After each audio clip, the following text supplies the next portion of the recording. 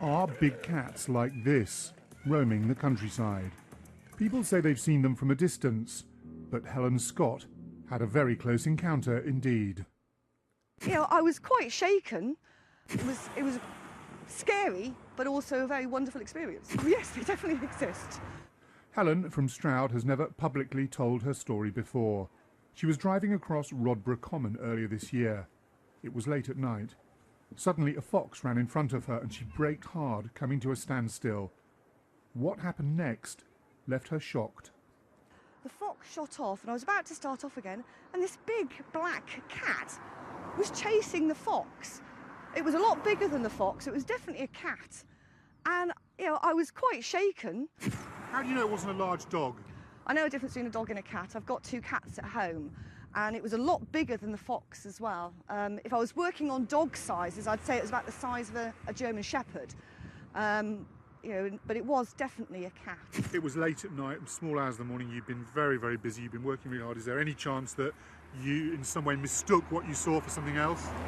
Well, if it was something else, I have no idea what else it could be. Because Helen says she saw the animal so closely, she has something to compare it to for scale, the fox and her car. So Helen, I'm going to move back and I want you to tell me how far away it was from you. So there's my hand there, so how far back? It's about there. About here? Yeah. Now I'm going to go into height. Okay. So that's about the height of the creature. about there. So we're looking at that height. Yeah. And we're looking at something almost with a tail as long as the front Yeah. of your car. At least along the front of my car. Okay, so that's much bigger than a domestic cat. A lot bigger than a domestic cat. If it was a domestic cat, I wouldn't have seen it from this angle. Helen's case is being investigated by Frank Tunbridge from Gloucester. He's been busy putting out fixed cameras which take pictures when movement is detected. Mostly it picks up shots of familiar wild animals, but he's hoping it'll get a definitive photograph of a big cat. Because it gives you more opportunity to come up with a decent photograph of these big cats, which we all know are out there. And also these cameras, obviously you can't be everywhere at once. Even if you, like myself, go out at night and sometimes sit there in cover and remain still with a camcorder waiting for one to come out, they know you're there a lot of the time. Robinswood Hill in Gloucester is the headquarters of the Gloucestershire Wildlife Trust. The hill itself has in the past been claimed to be a haunt of big cats. The Trust's chief executive is sceptical.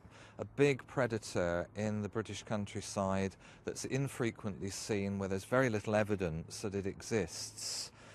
I'm doubtful. I just am not convinced. However, I've met people whose opinions I trust who claim that they have seen big cats. So it's one of those very strange stories that one sort of struggles to understand. Helen also used to be sceptical.